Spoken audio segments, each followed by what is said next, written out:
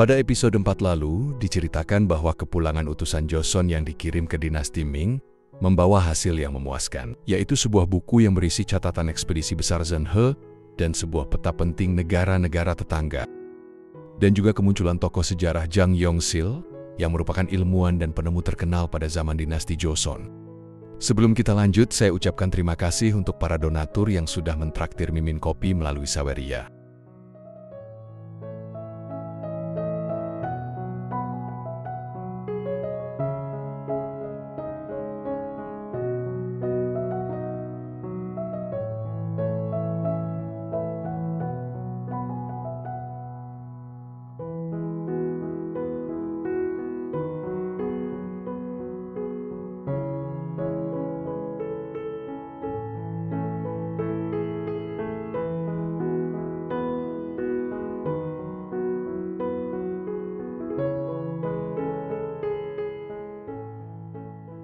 Sekarang mari kita mulai ceritanya. Senyum cerah Hyang membuat para pejabat semakin gelisah. Siapa yang memanggil pejabat tinggi hanya untuk memberi mereka soal matematika? Apalagi dari seorang anak yang dikenal sebagai pembuat masalah. Hyang menyeringai Riang. Apakah kalian bisa menyelesaikan masalah ini untukku? Pejabat Jang Yongsil dan pejabat Li saling berpandangan terkejut. Mata mereka membelalak, kehilangan kata-kata ketika putra mahkota menyerahkan soal matematika kepada mereka. Giliran pejabat Jung Inji, yang dengan jelas menunjukkan kekhawatiran. Dengan gugup, ia bertanya, "Apa ini?" Hyang tersenyum dan berkata, "Hanya beberapa soal sederhana. Tolong selesaikan ini dulu." Namun pada kenyataannya, soal yang dibagikan ternyata cukup sulit. Meskipun para pejabat ini dianggap beberapa matematikawan terbaik di Istana Timur, mereka harus memeras otak untuk menyelesaikannya. Pejabat Li Chon benar-benar bingung saat mencapai soal menghitung luas sebidang tanah. Sementara itu pejabat Jang Yongsil menopang kepalanya dengan tangan, berharap membawa tongkat perhitungan bersamanya. Beberapa saat kemudian, Hyang kehilangan kata-kata saat melihat hasil tes mereka. Dalam pikirannya yang dalam, ia bergumam, ini sedikit menyedihkan. Skor tertinggi hanya 70, aku benar-benar perlu mengenalkan angka Arab. Mereka perlu belajar matematika juga, tapi aku terlalu sibuk untuk mengajari mereka. Apa yang harus kulakukan? Saat itulah, putra mahkota mendapat ide cemerlang. Ia pun menyusun rencana. Jika memang begitu, aku harus menemukan beberapa matematikawan Muslim. Sebulan kemudian, di aula kantor raja, Hyang menyelesaikan jam pendulum yang ia desain sendiri. Putra mahkota dengan bangga membawanya ke hadapan raja. Ia meminta raja dan para menteri untuk memeriksa temuannya. Para pejabat tercengang melihat penemuan yang sangat inovatif ini. Dengan ekspresi percaya diri, putra mahkota menunjuk jam tersebut dan berkata, "Ini adalah jam baru yang menggantikan jam air. Jam ini tidak hanya akan ditempatkan di istana, tetapi juga kantor pemerintahan 6 kementerian. Dengan begitu semua orang di Joseon akan mengetahui waktu." Raja mendekati jam itu dengan senyum lebar. "Benarkah?" katanya penuh semangat. Ia segera memerintahkan Menteri Pekerjaan Umum untuk memasang jam ini di seluruh istana dan kementerian. "Laksanakan segera," perintahnya. Menteri Pekerjaan Umum menjawab dengan lantang, "Ya, Yang Mulia." Para menteri lain yang melihat kejadian ini dipenuhi kegembiraan. Berbisik satu sama lain, putra mahkota telah menciptakan benda yang menakjubkan lagi. Seperti yang diharapkan dari Yang Mulia putra mahkota, hidup akan jadi lebih mudah sekarang. Namun, ini hanyalah awal dari mimpi buruk. Setelah beberapa lama menggunakan jam baru, para menteri yang belum terbiasa dengan sistem waktu modern mulai datang terlambat ke pertemuan mereka di aula kantor raja. Raja mulai frustrasi. Saat mereka akhirnya tiba, raja menunjuk jam dan bertanya, "Menteri Personalia, perpajakan, jam berapa sekarang?" Kedua menteri itu tak menyangka telah membuat rajanya menunggu. Mereka hampir menangis saat meminta maaf. "Ampun Yang Mulia, kami salah perhitungan." Di adegan lain, di Kementerian Agama, Kepala Kementerian Geram, "Kenapa tugas yang saya berikan belum selesai?" Bawahannya menundukkan kepala. "Hamba mohon waktu sedikit lagi." Beberapa saat kemudian Kepala Kementerian Agama mulai mengomel. "Masih belum selesai juga. Bukankah kau bilang jam 5 sore sudah beres?" Bawahan itu tak berani menjawab, hanya bisa meminta maaf lagi. "Maaf sebesar-besarnya, Tuan." Di Kementerian Pekerjaan Umum, situasinya juga sama. Pimpinannya marah dan membentak para anak buah. "Kapan laporan ini selesai? Anak buah yang ketakutan itu pun menjawab, "Kalau Tuan izinkan, kami akan bekerja sampai pukul 7 malam." Kepala kementerian melotot ke arah bawahannya, menaikkan suaranya dengan tajam. "Hanya untuk mengerjakan ini? Sekarang masih jam 7 pagi. Apa kalian semua berniat untuk bermalas-malasan?" Anak buahnya segera menjawab, "Tidak, tuanku." Namun, kepala kementerian hanya mendengus dingin. "Kalian semua lulusan akademi kerajaan, tapi masih saja bekerja selambat ini. Memalukan!" Sementara itu, di sebuah kedai dekat Istana Timur, rakyat jelata juga heboh. "Sialan dunia terkutuk ini! Siapa yang menciptakan jam aneh ini?" Seorang pria berteriak penuh frustrasi. "Akan kutemukan dia dan kupecahkan kepalanya." Seorang pelanggan lain menimpali, "Itu pasti Menteri Pekerjaan Umum. Tak becus. Aku ingin mengundurkan diri dari pekerjaanku karena jam ini." Di sisi lain istana, raja sedang berjalan-jalan bersama putra mahkota. Dengan riang ia berkata, "Terima kasih, Hyang." Putra mahkota menoleh bingung. "Untuk apa, ayah?" Raja tersenyum. "Karena berkatmu, seluruh istana jadi lebih hidup. Kita tidak lagi membuang-buang waktu seperti dulu." Hyang tersenyum malu.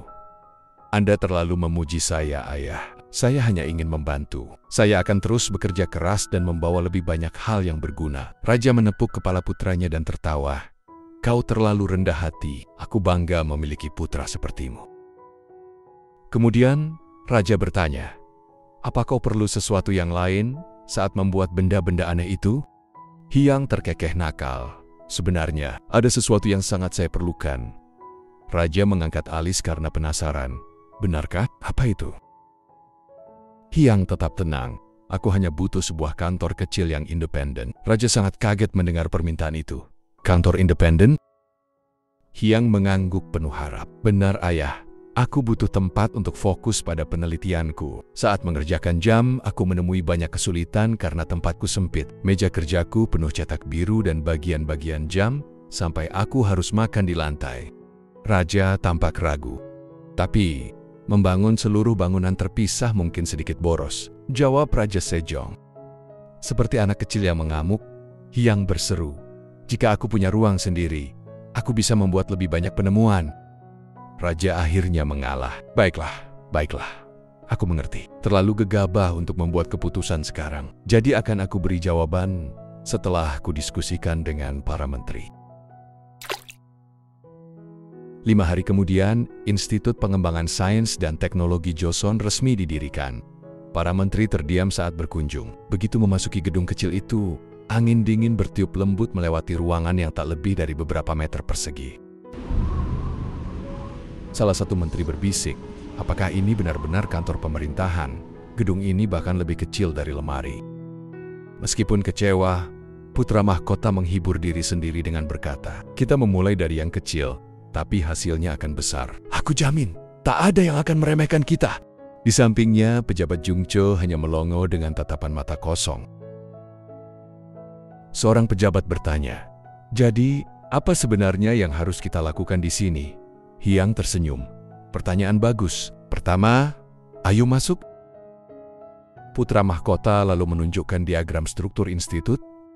Dengan bangga ia menjelaskan, "Ini bagian organisasi lembaga penelitian kita. Kita akan melakukan penelitian teknis untuk membuat negeri ini lebih kuat dan sejahtera. Pertama, Departemen Sains dan Pengembangan Teknologi Dasar, yang mempelajari dasar dari sains dan teknologi. Singkatnya, Departemen Dasar. Dan Departemen kedua, Departemen Sains dan Pengembangan Teknologi Terapan, akan bertanggung jawab atas penerapan hasil penelitian kita ke dalam kehidupan nyata. Mari kita sebut saja departemen ini sebagai Departemen Terapan," jelas Hyang dengan percaya diri.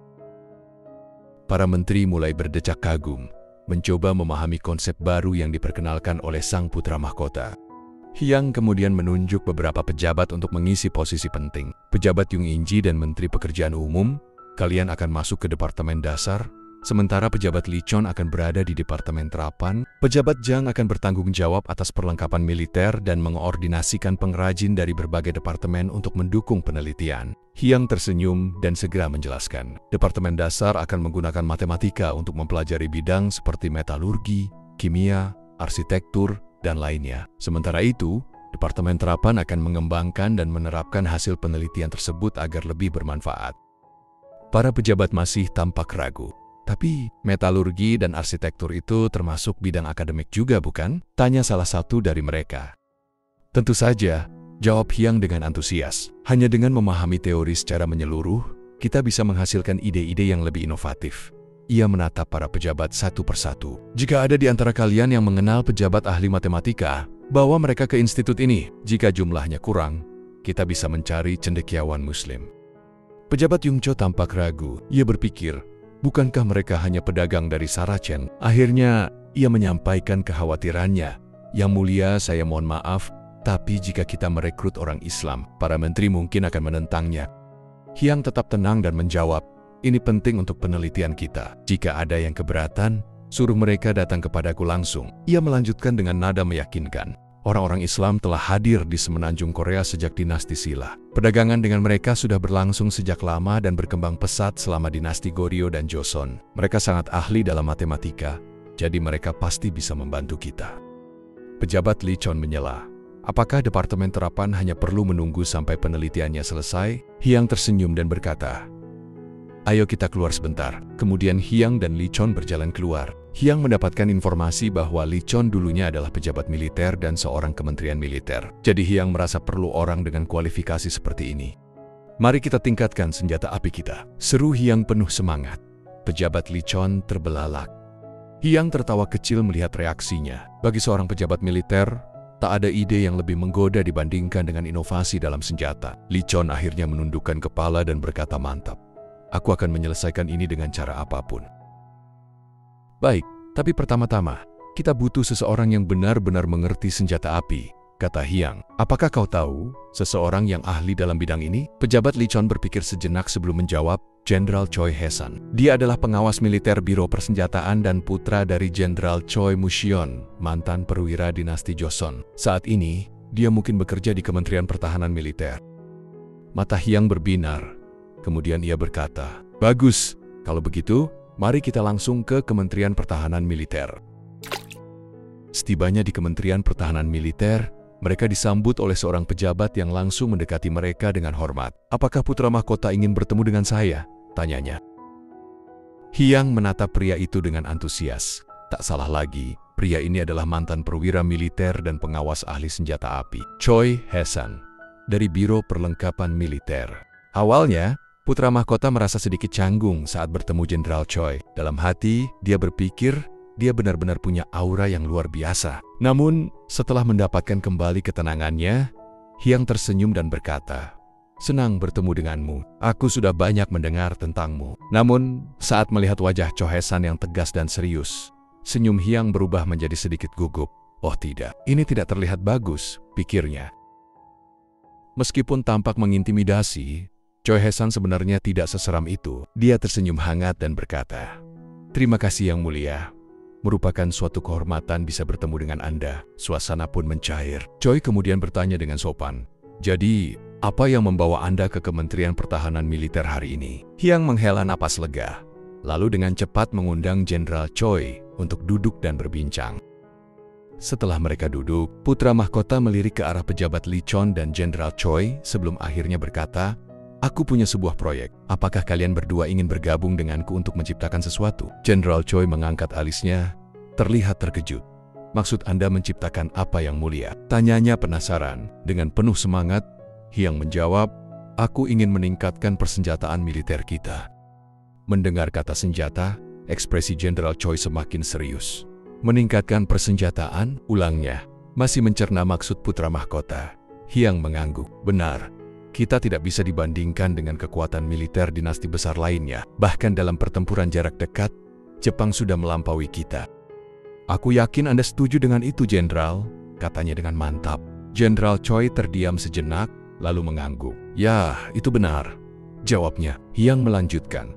Terlebih lagi, kondisi keuangan kita sedang buruk. Kita tidak bisa terus-menerus merekrut lebih banyak tentara. Karena itu, langkah pertama yang harus kita ambil adalah meningkatkan kualitas senjata kita. Setelah itu, barulah kita bisa mulai memperkuat pasukan secara perlahan. Jenderal Choi mendengarkan dengan saksama sebelum akhirnya memberikan pendapatnya. Mohon maaf Yang Mulia, tapi kualitas tombak dan pedang pasukan Joseon sudah sangat baik.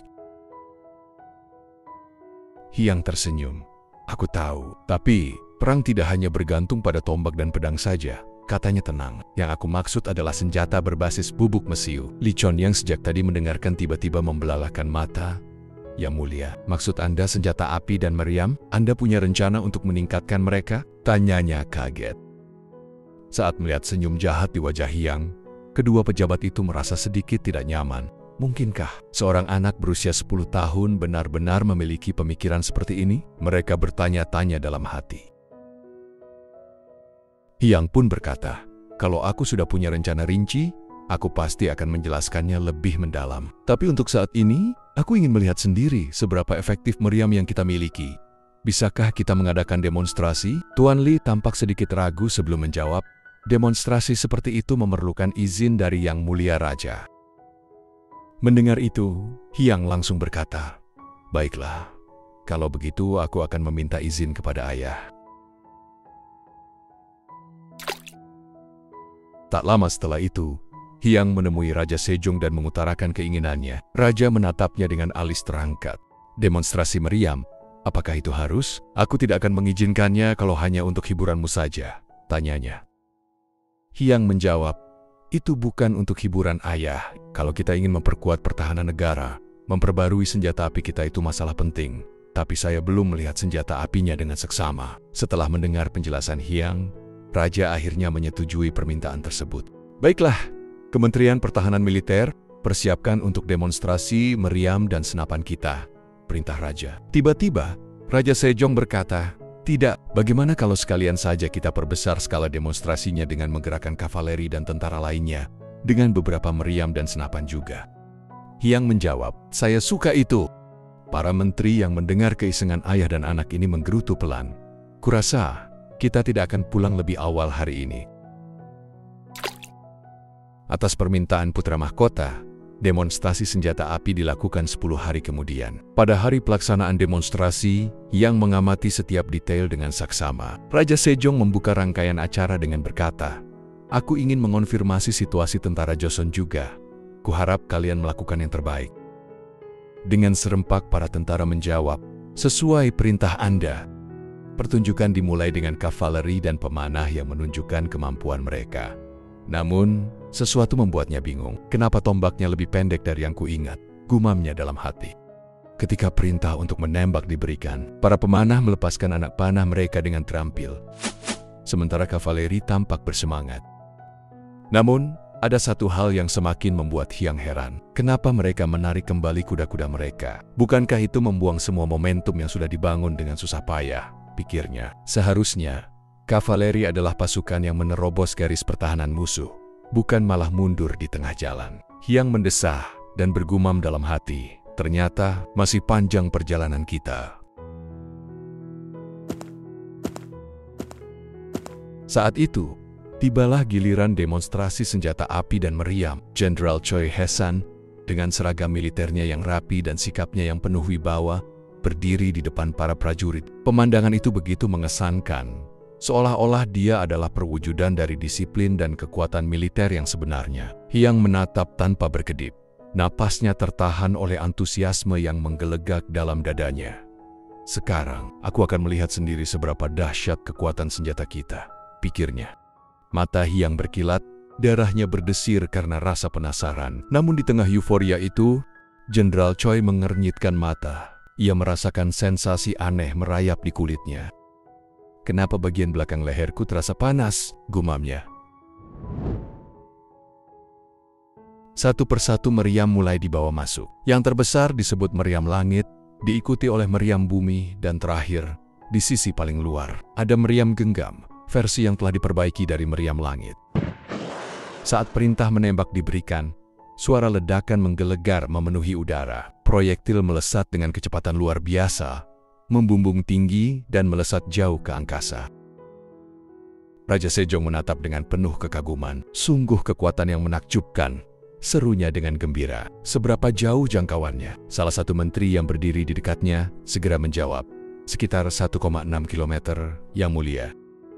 Ia berbalik menghadap Hyang dan bertanya, bagaimana menurutmu putra mahkota? Namun, Hyang begitu larut dalam pikirannya hingga tak segera merespon. Ia hanya menunduk lesu, tanpa semangat. Raja harus memanggilnya beberapa kali sebelum Hyang akhirnya tersadar. Oh, menurutku ini luar biasa ya. Semua ini berkat jenderal yang hebat dan para prajurit yang terampil. Choi Hae-san tersenyum dan dengan rendah hati berkata, putra mahkota terlalu memuji. Namun, Hyang masih belum puas. Ia kemudian mengajukan permintaan lain kepada raja. Ayah, bolehkah aku berbicara sebentar dengan para operator meriam? Ada beberapa hal yang ingin aku pastikan. Adegan bergeser ke para prajurit yang tengah menembakkan meriam. Begitu melihat kedatangan putra mahkota, mereka segera membungkuk dengan hormat dan berseru, hormat kami yang mulia putra mahkota. Hyang tersenyum, mengangguk, lalu berkata, berkat kerja keras kalian, negeri ini bisa menikmati kedamaian. Aku sangat berterima kasih kepada kalian semua.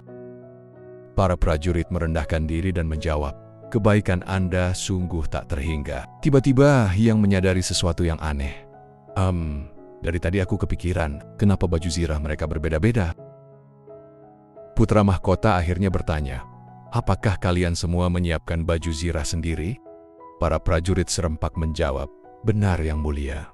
Hyang mengangguk, mulai memahami situasinya. Pantas saja terlihat berbeda-beda. Kalau dipikir-pikir, aku pernah mendengar bahwa di zaman Joseon, para prajurit memang harus menyiapkan perlengkapan tempur mereka sendiri. Tak heran jika begini. Namun, untuk saat ini, ia memutuskan mengesampingkan masalah itu.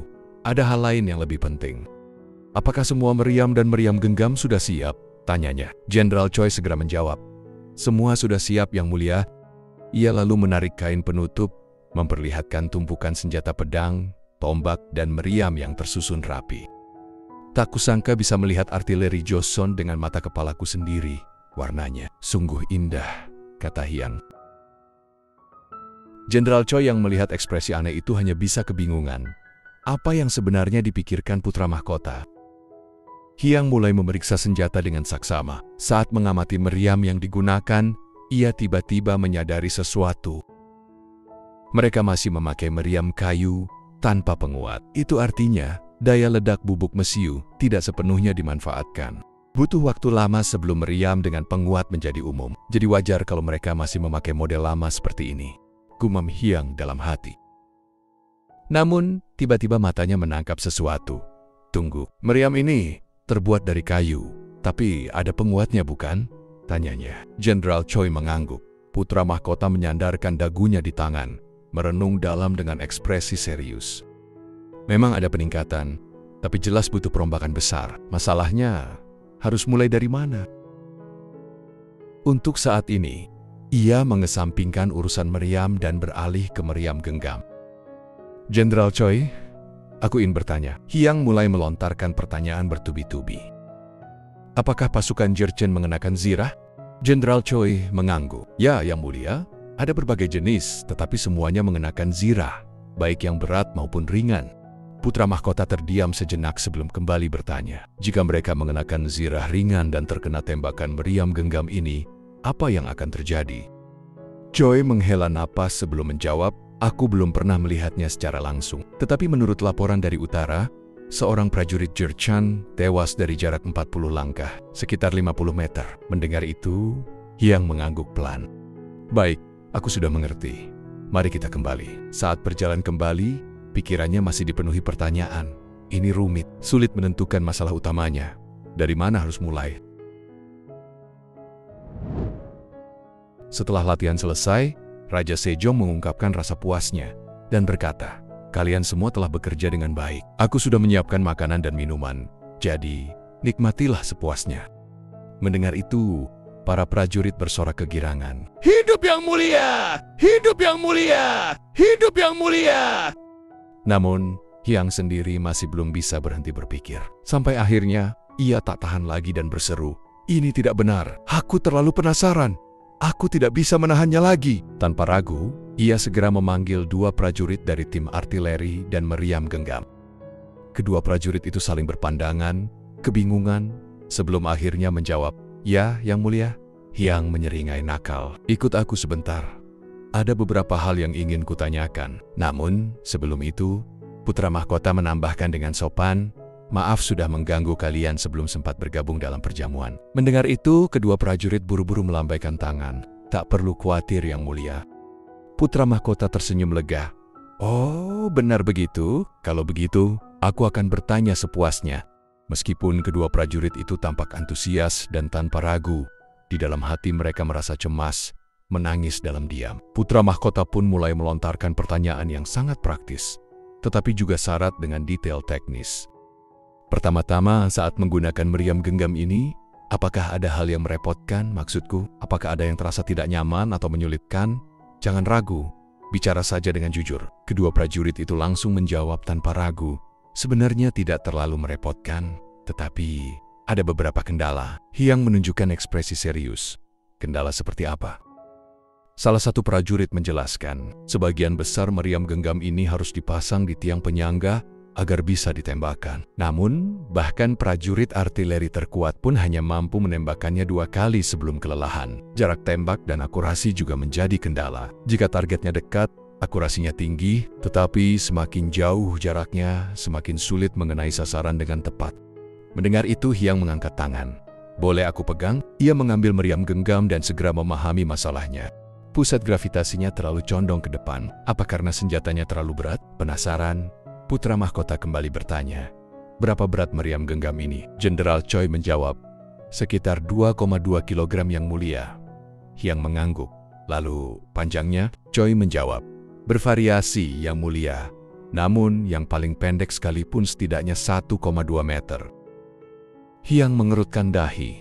Jadi, panjangnya berbeda-beda. Choi terlihat ragu sebelum akhirnya menjawab dengan canggung. Itu tergantung pada sistem pengukuran yang digunakan. Jadi memang ada sedikit perbedaan.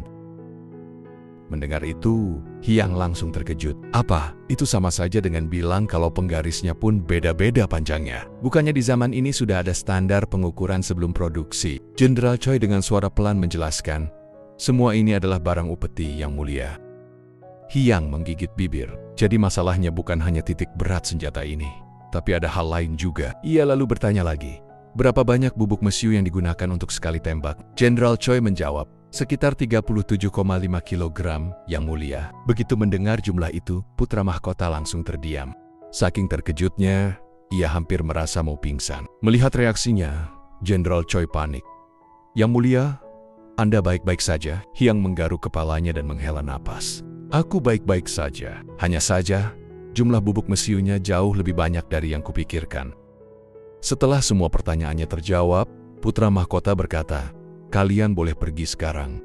Jenderal Choi Hae-san, ayo kita pergi. Hyang tersenyum cerah dan memberi semangat. Kerja bagus semuanya. Dua prajurit itu menjawab dengan senang. Terima kasih yang mulia. Namun, di dalam hati mereka masih diliputi kebingungan. Kenapa sih putra mahkota begitu penasaran dengan hal-hal ini? Dia masih muda. Apa dia benar-benar mengerti? Atau ini hanya rasa ingin tahu anak-anak? Sementara itu, Hyang tersenyum puas. Akhirnya aku tahu di mana letak masalahnya.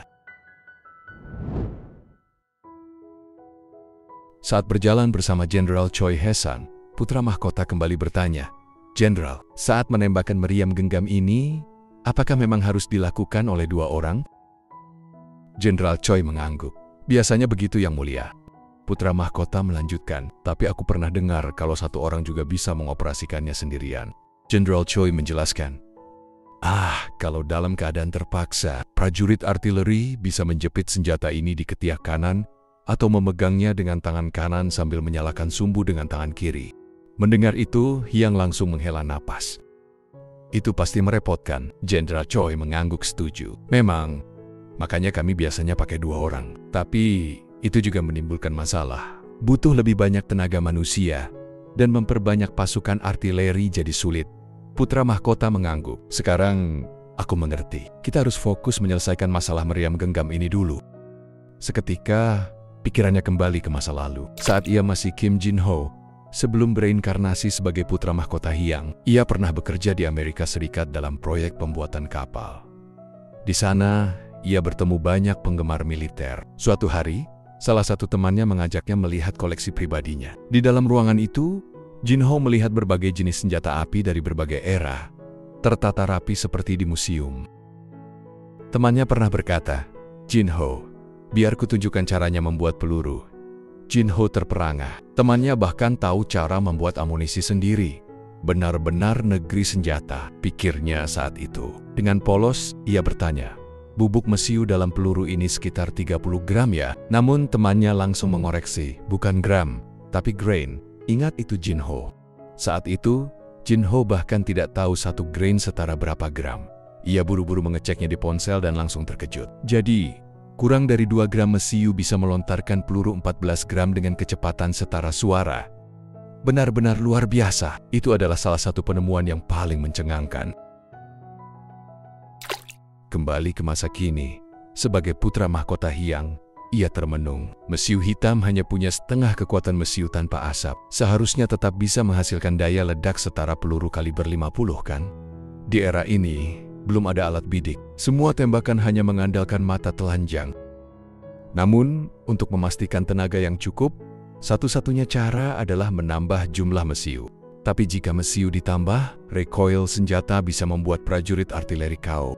Sebagai catatan, recoil, sering juga disebut hentakan atau kickback, adalah dorongan balik yang terjadi saat senjata api ditembakkan. Putra mahkota menghela napas. Ini benar-benar lingkaran setan. Ia terus bergumam, "Haruskah aku menciptakan alat bidik? Tapi bagaimana caranya di zaman ini? Atau lebih baik aku perbaiki dulu meriam genggam ini. Kalau mau, sekalian saja aku buat yang benar-benar efisien. Tapi, bisakah pasukan artileri menangani recoilnya?"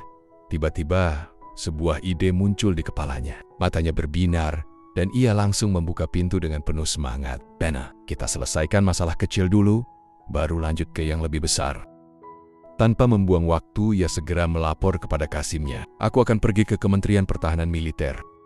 Adegan beralih ke Kementerian Pertahanan Militer. Jenderal Choi Hae-san sedang duduk dalam posisi aneh sambil membaca buku. Saat putra mahkota tiba, ia langsung berpikir, apa dia membaca buku sambil squat? Terkejut, sang jenderal buru-buru berdiri dan memberi hormat. "Anda sudah di sini, putra mahkota?" Lalu, ia menunduk dan berkata, "Mohon maaf yang mulia, saya akan segera merapikan semuanya." Hyang melambaikan tangan. "Tidak perlu, aku hanya ingin bertanya sesuatu." Sambil berdehem, Hyang bertanya, "Jenderal, apakah ketebalan sumbu untuk meriam sudah distandarisasi?" Jenderal Choi menjawab, "Ya, yang mulia." Putra mahkota mengangguk. "Boleh aku melihatnya?" Tanpa ragu, Jenderal Choi langsung mengambilkan sumbu untuknya. Namun, rasa penasarannya terusik. "Tapi, untuk apa Anda ingin melihat sumbu ini, yang mulia?" Alih-alih menjawab, Hyang malah meminta sesuatu. "Bisakah kau menyalakan sumbu ini untukku?" Karena permintaannya tidak sulit, Jenderal Choi segera menyalakan sumbu itu. Namun, hanya dalam sekejap, api padam begitu saja. Putra mahkota mengangkat alis. "Aku ingin melihat sumbu lainnya juga." Saat itu juga, wajah Jenderal Choi menegang. Ia mulai menyadari ada sesuatu yang tidak beres. Hyang yang sudah menduga hal ini berkata, "Seperti dugaanku." Jenderal Choi menghela napas. "Masalahnya, sumbu ini tidak tahan terhadap angin ya?" Putra mahkota mengangguk. "Tepat sekali." Ia lalu bertanya, "Tidak ada yang pernah melaporkan masalah ini?" Jenderal Choi menjawab dengan jujur, "Tidak ada, yang mulia. Tapi kalau sumbu padam kena angin, mereka tinggal mengganti dan menyalakannya lagi." Hyang langsung membantahnya. "Tapi, bagaimana kalau di tengah pertempuran, di saat genting? Apakah mereka punya cukup waktu untuk menggantinya?" "Di medan perang, waktu adalah nyawa," seru putra mahkota dengan tegas. Ia segera memberi perintah, kirimkan perintah ke Departemen Logistik Militer. Minta mereka menentukan panjang sumbu yang paling sesuai secepatnya. Jenderal Choi semakin terkesan. Ia semakin mengagumi putra mahkota. Bagaimana mungkin anak seusianya bisa berpikir sejauh ini? Pada suatu hari yang cerah, Menteri Keuangan kebetulan bertemu dengan Lee Chon di jalan. Sudah lama mereka tidak berjumpa, jadi mereka memutuskan untuk berjalan bersama sambil berbincang. Menteri Keuangan bertanya, "Belakangan ini aku jarang melihat putra mahkota. Apa yang sedang ia sibukkan?" Mendengar pertanyaan itu, Lee Chon menjawab, "Putra mahkota mengatakan bahwa beliau sedang melakukan eksperimen yang sangat penting. Sudah 5 hari ini, beliau mengurung diri di pavilion riset, sepenuhnya fokus pada pekerjaannya. Belum lama ini, beliau bahkan meminta merkuri dari Departemen Logistik Militer." Untuk apa beliau membutuhkan merkuri? Mulutnya terbuka lebar. Sulit mempercayai apa yang baru saja didengarnya. Lee Chon hanya menatap kosong. Sebelum menjawab, "Saya tidak tahu, tapi saya yakin itu ada hubungannya dengan alasan beliau memanggil saya hari ini. Saya harus pergi dulu. Semoga beruntung." Tuan Lichon, ujar Menteri Keuangan yang prihatin melihat wajah putus asa temannya. Adegan beralih ke pavilion riset. Putra mahkota Hyang telah mengundang para menteri untuk berdiskusi. Ia membuka pertemuan dengan santai. Sudah lama kita tidak bertemu. Tanpa berlama-lama, ia langsung bertanya kepada Menteri Pekerjaan Umum. Bagaimana perkembangan modifikasi kalender? Menteri itu menjawab, kami sudah membuat beberapa kemajuan yang mulia. Kami telah mengidentifikasi perbedaan antara kalender kita dan kalender dinasti Ming. Dan saat ini sedang melakukan penyesuaian. Mendengar itu, Hyang sedikit lega. Bagus. Jadi, kapan hasil akhirnya bisa kita lihat? Menteri itu menjawab, kami perkirakan akan selesai musim dingin tahun ini yang mulia. Namun, begitu mendengar kata musim dingin, ekspresi putra mahkota langsung berubah. Wajahnya menjadi gelap, kemudian berkata, terlalu lama. Hyang berkata dengan tegas, batas waktunya adalah festival pertengahan musim gugur. Tidak boleh lebih dari itu. Kalau perlu silakan pekerjakan pejabat tambahan. Pejabat Jungcho dengan ketakutan menjawab, tidak ada yang mau datang yang mulia. Hyang masih dengan wajah tegang melanjutkan, aku sudah memberitahumu sebelumnya. Gunakan namaku untuk mendesak mereka. Batas waktunya adalah festival pertengahan musim gugur. Tidak ada pengecualian. Para menteri hanya bisa menunduk dalam-dalam dan menjawab, sesuai perintah Anda. Pejabat Jungcho bergumam dalam hati, dia ini pasti Dokaebi. Manusia ini adalah Dokaebi. Dengan wajah ceria, Hyang menoleh ke Jenderal Choi Hae-san dan Lichon. Ada tugas yang sangat penting untuk kalian berdua. Mendengar itu, kedua jenderal langsung ketakutan. Keringat mulai membasahi pelipis mereka. Dengan hati-hati, salah satu dari mereka bertanya, apa tugasnya yang mulia? Namun, Hyang tidak langsung menjawab. Tunggu sebentar. Ia berjalan ke mejanya dan mengambil sebuah gulungan kertas. Saat gulungan itu dibuka, yang terlihat adalah sebuah rancangan senjata api. Hyang tersenyum percaya diri. Mata Lichon membelalak saat melihat desain itu. Putra mahkota kemudian menjelaskan, ini adalah senjata yang ingin aku ciptakan. Para menteri yang melihat rancangan itu hanya bisa terpana. Mulut mereka terbuka lebar. Hyang menegaskan sekali lagi, dengan ini, masa depan peperangan akan berubah drastis. Kalian tak perlu khawatir. Kemudian, Hyang menatap Lichon dan Jenderal Choi. Kalian berdua, mari kita bekerja sama untuk menciptakan senjata ini. Kedua jenderal masih terdiam. Mereka memandangi desain itu dalam-dalam, tenggelam dalam pikiran masing-masing. Menteri Jiang yang tampak penasaran, menunjuk ke arah gambar dan bertanya, dalam gambar ini, kalau kita menarik cincin di bagian bawah, bagian melengkung di atasnya tampaknya akan bergerak. Lalu bagaimana cara sumbu menyala?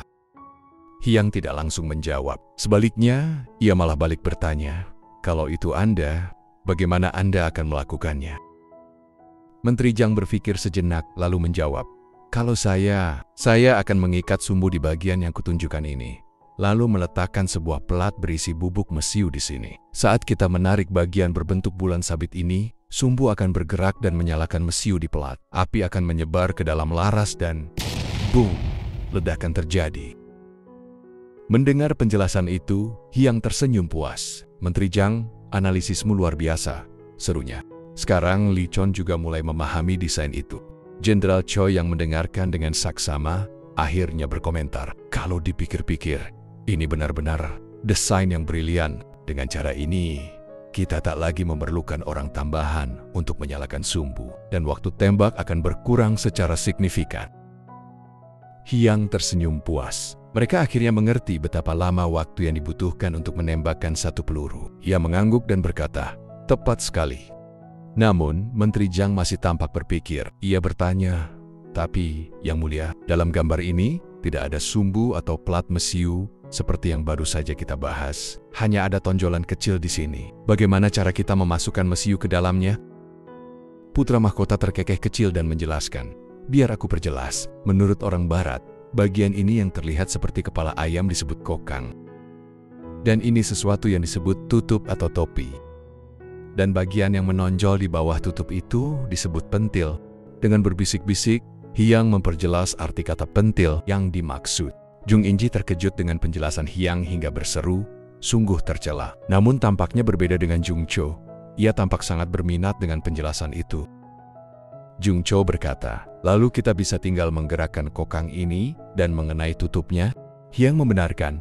Saat mengenainya dia langsung, boom, ledakan terjadi. Kemudian Jenderal Choi mengungkapkan kekhawatirannya. Tapi Yang Mulia, ada satu masalah besar lainnya. Persediaan mesiu kita sendiri.